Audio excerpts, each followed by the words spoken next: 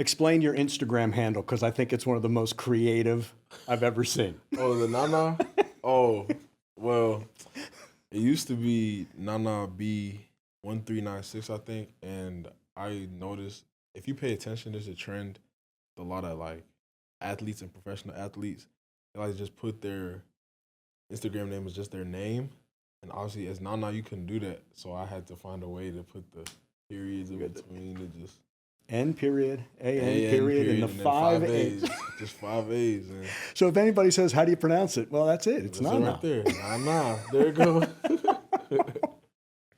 I asked this of Randy. I'm going to ask you the same thing because I think there's really only two people on this team I can ask this question. Of course. Everybody says, it's not rocket science. Is football rocket science? Oh, of course. I mean, it's one of those things.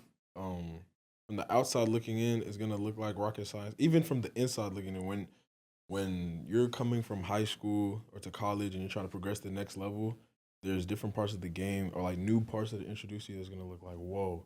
But the part that doesn't make it like rocket science is once you get it, it's like clockwork and it becomes second habit to you, second nature. So with practice, no. But at first hand, definitely rocket science. Definitely.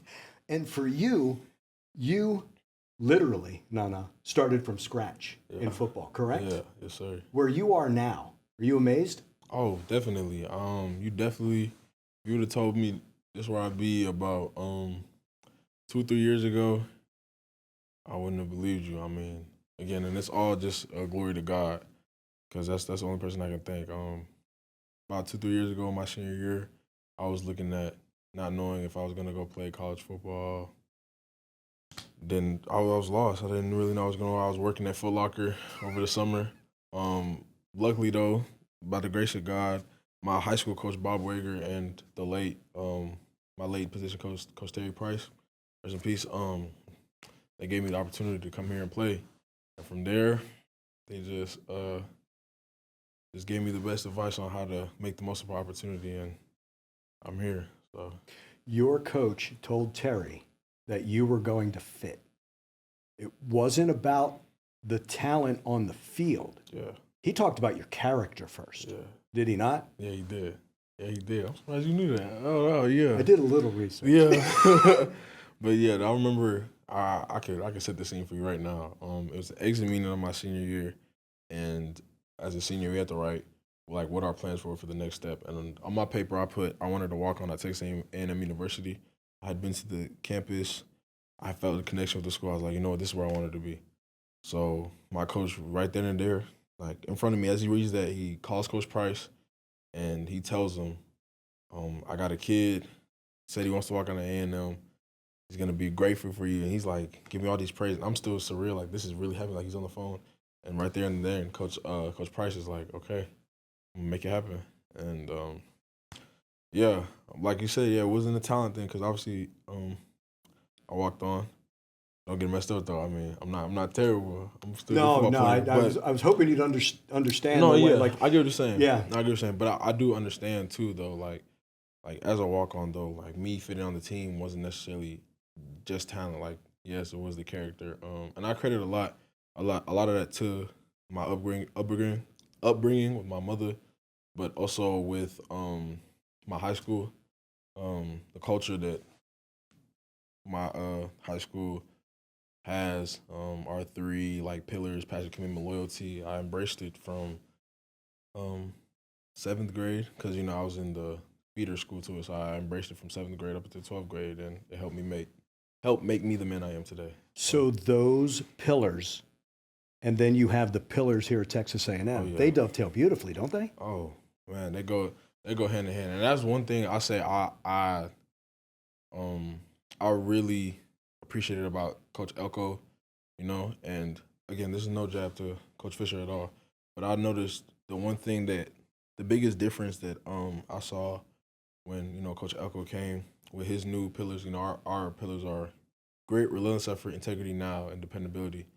And they may not, like at first sight, they may not seem to go hand in hand with my high school pillars of passion, commitment, and loyalty, but the atmosphere I got from Coach Elko was the same type of atmosphere that my high school coach tried to instill. So Like when he came, it was like it instantly clicked, and and I felt good. Like I felt comfortable. Not comfortable in the sense of like I was laid back or anything, but I meant like it was familiar. The type of discipline, the type of work atmosphere that needed to be. So When you were named 12th man, first describe when you find out that you're the 12th man. oh, okay, that. Oh yeah. I was thinking about this not too long ago. So we had the vote, and believe it or not, I kind of worry a lot. I'm kind of a worrisome person. I don't show it at all. I would never let anybody see it, but I worry a good amount. So even if I have concrete evidence that something's gonna go that way, sometimes my confidence lacks, and I'm working on that.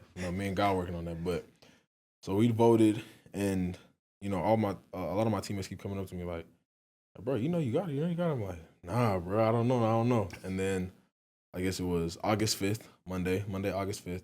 We walk in to team meeting. And I noticed in one of the corners of the team meeting room, there was a camera. So I'm like, oh, okay, it's about to happen. Okay, somebody's about to get announced. And then I looked down before Coach Elko walked in. I noticed a bag.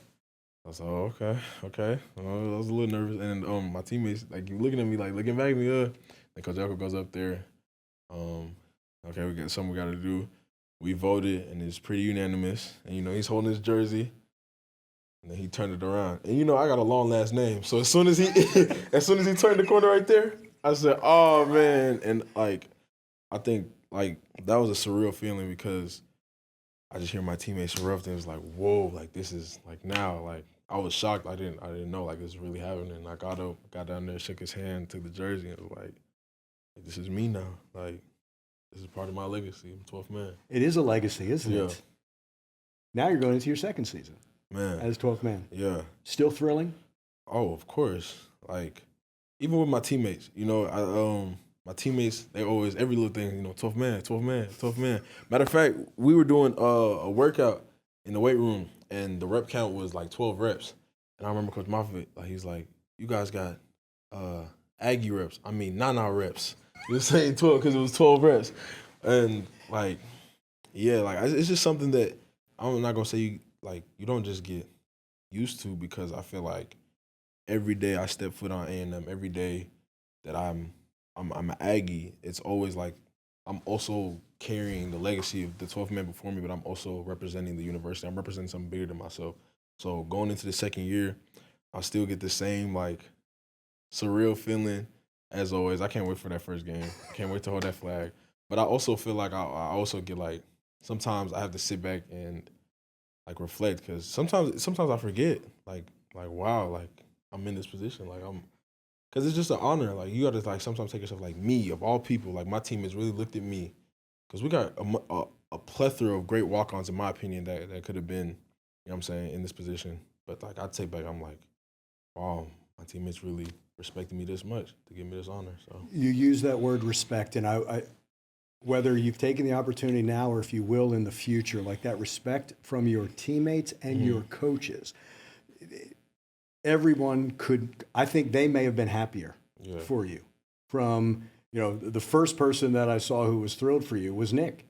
Nick Scorton was thrilled. He said, like, Man. You've pushed him, he's pushed you, and he could not have been more thrilled. Yeah. Jay Bateman, Mike Elko, when he said it. Even new guys like Will Lee.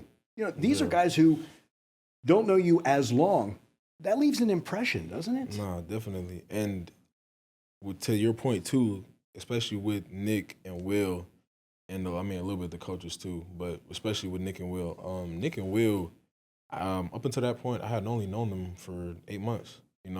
Nick and I got really close. Like that's somebody that I find is a really close friend in my life. But especially with Will, like it just shows that the bond they created, that what I'm saying, the atmosphere that we all just be able to come that close within 8 months. It was crazy because like I sat back and I watched that video too. Like you said, like I saw Nick got up, he happy. I'm like, dang, like they were really happy to see me It's 12. Will had conversations with Will. Will was really happy to see me as 12, and Will don't let me live it down. Every little thing, if I slip a little bit, I said, "No, that's not what you're supposed to do. You 12 man. You 12 man. You supposed to come right." So they let me know. But yeah, Nick, Will, and then to see the things that Coach Bateman and Coach Elko said about me too, because I feel like sometimes as a walk on, you can easily feel like that one, you're going unseen, but two, like, the coaches think of you some type of way, So to see what they said after that, I mean, it definitely meant a lot. Definitely meant a lot. Do you still hear Terry Price's voice? Oh, of course. That never goes away. Matter of fact, I'll show you a video. A video that one of my old high school teammates, he's at Stanford now, but he sent me on a visit, right? It was Coach Price at camp. And he's just like, if you ever met Coach Terry Price, he was the same way everybody. He coached the same way. So it was a little kids camp, like I'm talking maybe second graders, and you would have thought he was yelling at the starting D-line. Like, yeah, he was yelling full volume at some kid coming from the bathroom. Like, yeah, man, that TP voice is never gonna get out of my head, man, ever. You talk about a lasting effect. He's had it, and I think I say this about legacies, Nana. It's not. I don't think it's just the time you're here. I think it's who you hand it off to. Do you feel? And very similar to the 12th man, like Sam Matthews gives it to you, and I know he didn't hand it to you, but you get to see Sam as the 12th man. Now you have it, and someone's going to be looking up to you. I think that's where legacy comes from, and I still think there's a Terry Price legacy here. Oh, do you feel that also? First things first, the number 88. Anytime, I don't know if people have paid attention, but the number 88 has been predominantly worn by D linemen for my tenure here. My freshman year was Walter Nolan. Then my sophomore and junior year was Samu Napepe, and now it's DJ Sanders. And great D tackles too at that. We still talk about his cooking. That's one thing I feel bad for the new D linemen about. If they ain't never had Terry Price like meat, like his steak or like his oxtails. You ain't never had his oxtails, you missing out on life. And you're just going to have to miss out on life. Because that man right there, one thing Coach Price can do if it wasn't coach, that man could cook. That man could cook. He could make some oxtails, man. Now, some people just got to miss out on that. But, from everything, like, I sit on the phone with some of my old teammates from my freshman class, like Shamar Stewart all the time. That's like one of my best friends. We talk about TP all the time, just all the memories about TP. And his legacy here will never die. His initials are on our little thing before we walk out the locker room, and I make sure to tap it every time I walk out and step onto Kyle Field. So, yeah, his legacy will always be here. I'd heard this, that McKinley Jackson, when he was here, he set up that you guys as D linemen would watch film together. Like that was something you guys would bring in food and do that. Yeah. That D line group is tight, is it not? And this place reveres D linemen, don't they? Definitely. And I think, I'll say I've been luckily, even despite some coaching changes, to be a part of great D line. Like one thing our D line group always make sure is, and I've also been lucky to have somebody like Coach Stan and Coach Tony. Coach Tony and Coach Stan, they were both here with TP. So again, that's also something carrying the legacy. But they know what the standard has been through A&M, the A&M standard of D-line. And Coach Tony talks about it all the time, just being there for each other. We trying to do a lot with bonding. Like, I'll say with all the new guys from the freshmen, like DJ Chase, Landon, Lucas Perez, Nathan, to the transfers like T.O., Sam, TJ, Dayon. Sorry if I miss anybody. But like, yeah, one thing we all do is just we all just click. We all click so well. I don't know what it is. I don't know if it's that lingering TP legacy in that room, but when they step in that room, there's a standard we set up. We all just adhere to the standard, and then from there, once we adhere to the standard, we all just bond like this, and it's just fun. And they're also funny dudes too. That's what makes it work too. There's some personalities there. We got some great personalities in that room. Cassius Howell, man, y'all know Cassius Howell's a real funny dude. Cassius Howell, Deion Hayes, those are some real funny dudes. But everybody everybody's just cool people and good people. At a 12-man foundation, the autograph signing, ask the defense, describe this defense in one word. And Albert Regis, as only Albert can say it, right? Malice. Malice. Is that a good word for this defense this year? Malice from that's from the book of Coach Sean Spencer. Yeah, Coach Sean Spencer always talks about malice. And yeah, I think malice is a good word, but I also feel like another great word to describe our defense is just it has to be one word, huh? No. I thought of it like a no. If you statement, have, you know what? Let's make it this way. How would you describe this defense? This defense, I would say is trying to think of the right, like, I want to say it like,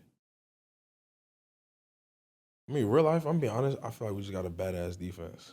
And that's just me trying to keep it PG. Like, we have a lot of playmakers, like a lot of playmakers on all three levels, from our D-line to, like, Cassius Howell, TJ, Dayon, Albert, that middle, Albert, T.O., even our young dudes with Chase, DJ, like, and DJ Hicks, to our linebackers, like, Torian York is a dog. He's a dog. Like, that's the only word you can describe. He's a dog. He's a great leader. Like, he has all the heart in the world. And then you pair him up with Scooby or Dame, or again, and then even some of the young dudes in that room, like Noah, like, those are some playmakers. Those are some real playmakers. Jordan Lockhart, playmaker. That's another one who's building heart. And then our back end, like, you get to see Will, you get to see Dez, you get to see Dalt, Ratcliffe. There's Miles. I can go on and name dudes for that age, and he walking. I'm talking about it. That was crazy. Yeah. Marcus just walked in. You know, so my partner on radio is a safety, Dave Elmendorf, two-time two-sport All-American here, but safety, and he always talks about that front four. Yeah. Determines how good the back end is. Yeah. You guys work in concert, like that back end, and being together for a year under Jay and Mike. I just think it takes off because Mike in his second year, the numbers and I think the understanding gets so good. I'll tell you one thing about Coach Mike Oakland, that's for sure. That's just a smart coach. And being a smart coach, he has made us all smart players. Like, we already have some smart players on our team, like Bryce Anderson, York, and then some dudes on our D-line. But like you said, we all have a year under our belt, and now we have a year of experience under this defense. But there's, like, we have all gotten smarter. There's just different ways in the game that we look at that, like, I would have never thought about. Like, football is not as simple sometimes as just like C-ball, hit ball. There's so many different components that makes teams great. There's this, and the margins are so small. That's the crazy part, and you have to be perfect. But yeah, like, a great rush, even simply, you can look at it like a great rush makes the quarterback more likely to throw a pick, or vice versa. Great coverage makes the quarterback more likely to hold the ball for a great rush. Like, we all work together. Like, we're not independent contractors. The Coach Spencer said we're not independent contractors. We are all one cohesive unit, and we're gonna be a badass unit this year. So, tell me how special it was to be able to go to NASA and be a part of that launch services program. Man, it was awesome. It was so awesome. I think the people at LSP, it's a real family over there. From talking Jared Bales, Tristan, Miss Tristan Bailey, and Mr. Jeff Williams. They showed me a different side to the workforce that I never knew before. Like, before now, I only worked at Walmart and Foot Locker, and obviously that's not something necessarily you want to see. I didn't see myself doing that. Like, obviously after football you want a career, but that was all I knew. So it's like I didn't want to do that because of the money, but it was like I didn't know what else to do. So when I went down there, not only did they show me, like, first of all, a different side to NASA, because everyone thinks NASA is just space, it's just rockets, but no, there's so many different components. It's almost like, and I'm not even trying to stretch, it's almost like a football team.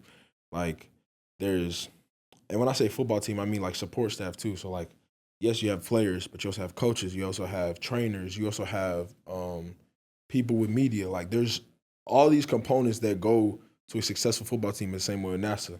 They had an engineer team, a business team, an outreach team. I met some NASA broadcasters. Like, I didn't even know NASA had broadcasters.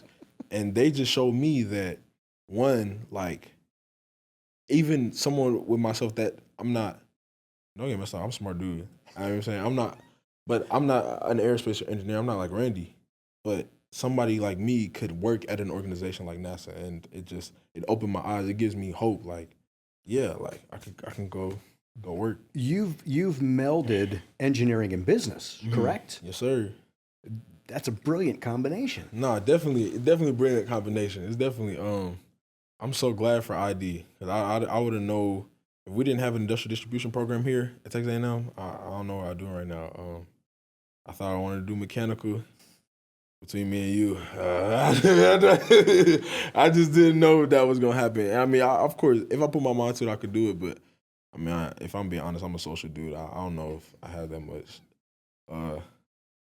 Let me say, necessarily the ability to just drop my social life and just go do all that. It's a lot of work. It's a lot of work. I'd like to say, athletics and academics is 2 full-time jobs, and then when you get into engineering, overtime. Yeah. Overtime every week. Maybe you looking at 60-hour weeks, and that's everybody. Football, man, to be a great football player, there's a lot of hours invested into football. To be a great engineering student, oh man. I mean, we had a engineering 102 class my freshman year. It's almost like a weed out class. But and this is coming, I was a 3.9 GPA student in high school. I was like, oh, this is easy. Oh, the way that class humbled me. The way that class humbled me. Yeah. Wait, look, you're talking about that. You're talking about football. Football has a way of humbling you too. Yeah. But you almost have to go through it, don't you know? No, you definitely have to go through it. Once you get that humbling experience, and you're back at ground zero, the only way you can go is up. So, after getting humbled in football, and like I said, I was humbled myself. I was on top of the world my senior year. I didn't get any offers. I had to come here as a walk-on, and I had to see all the talent that this school had and the Division I level had, especially a Power 5 SEC school. Mm-hmm. I came in with the Class 22 class, the number 1 class of all time. I was humbled. I was humbled a bit. But like I just said earlier, once I got humbled, all I had to do was just put my head down and work, and then just find my way at the top and just keep climbing. So who helped you? Climb? Oh, man, it takes a village. It takes a village.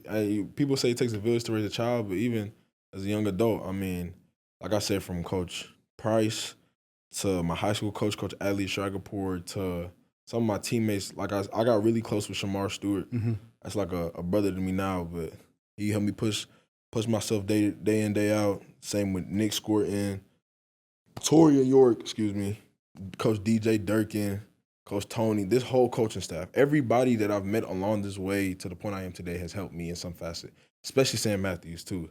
Sam Matthews helped me. Sam Matthews helped me see what it takes to be a 12th man, to be a walk-on that can actually play Division I school.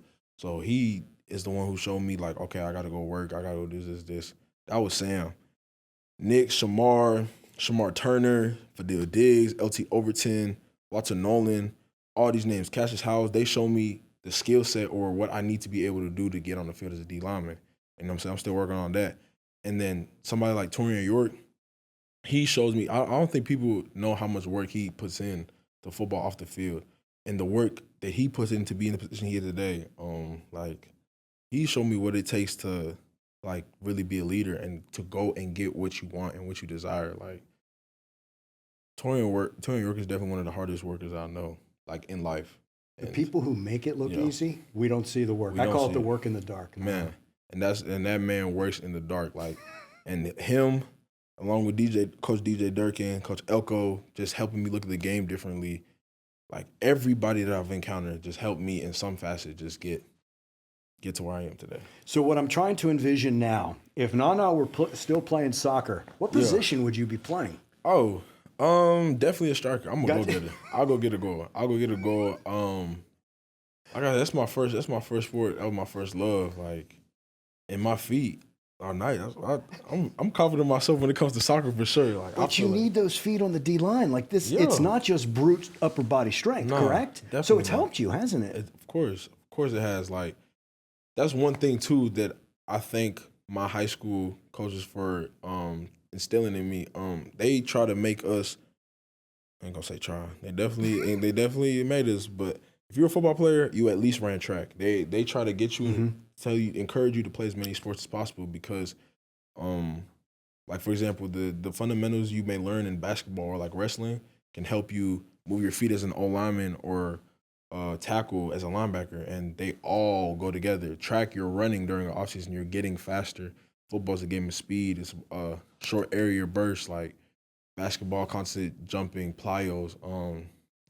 Rylan Kennedy on our team right now. Rylan Kennedy was a state. He went to state in high jump, like, and The you could see defensive him. end position has changed in football. That's hasn't what it? I'm saying. Bending that edge and that, yeah. It's real, and it all like every sport in some facet can help you become a better football player. That's why I say football players are the best athletes.